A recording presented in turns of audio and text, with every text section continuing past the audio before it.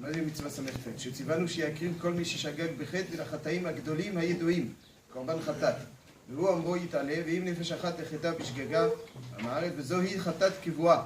כלומר, שהיא לעולם חטאת בהמה. אומר להם הרמב"ם, אם כן, שיש חטאים שבהם חייבים קורבן חטאת. מהם אותם החטאים שחייבים קורבן חטאת?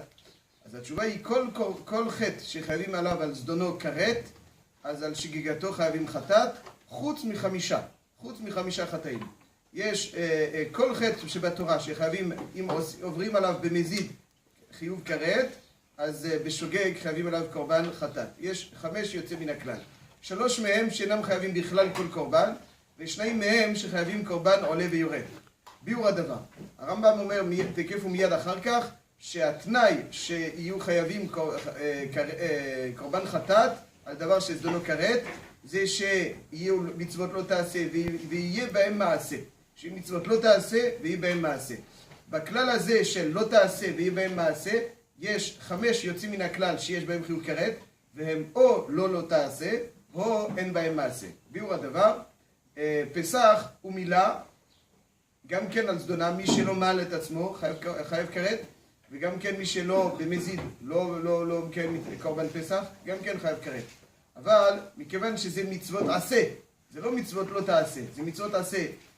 למול, להקריב קורבן פסח, זה לא מצוות לא תעשה, לא לעשות. אז הם לא בכלל של חייבים על זדונו כרת, לכן שגיגתו חטאת.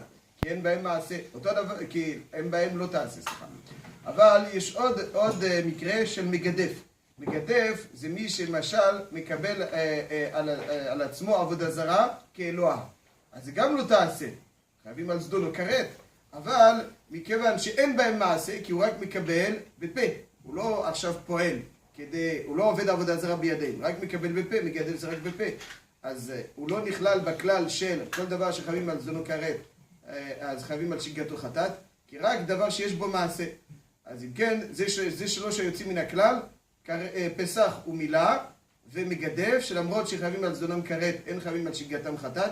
פסח ומילה, כי אין בהם לא תעשה לעשה, מגדף כי אין בו מעשה.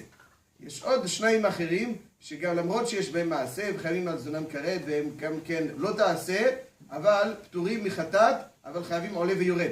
זה טמא שנכנס למקדש, וטמא שאכל את הקודש. ואדם טמא אסור להיכנס למקדש, עכשיו עושה מעשה, נכנס למקדש, אסור לו לאכול קודש, עושה מעשה, ואוכל את הקודש. שניהם, למרות שחייבים על זדונם כרת, אבל התורה חידשה שעל שגיגתם חייבים קורבן עולה ויורד. זאת אומרת, בניגוד לחטאת קבועה שהיא תמיד קורבן בהמה. למה זה נקרא קבועה? כי זה תמיד קורבן בהמה, זה לא משתנה. אתה צריך להביא קורבן בהמה, נקודה.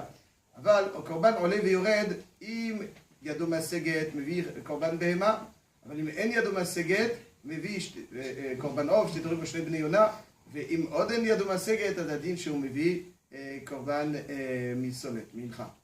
זה מנחת חוטא.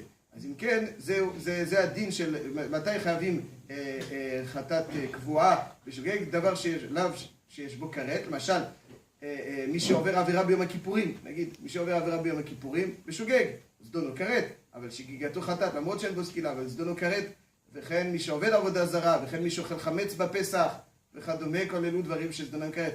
אז על שגיגתם חייבים חטאת, כאמור, אם כן, בתנאי שהם לא תעשה, שיהיה בהם מעשה, חוץ מטמא שאכל את הקודש וטמא שנכנס למקדש, שהם חייבים קורבן עולה ויורד ולא חטאת קבועה.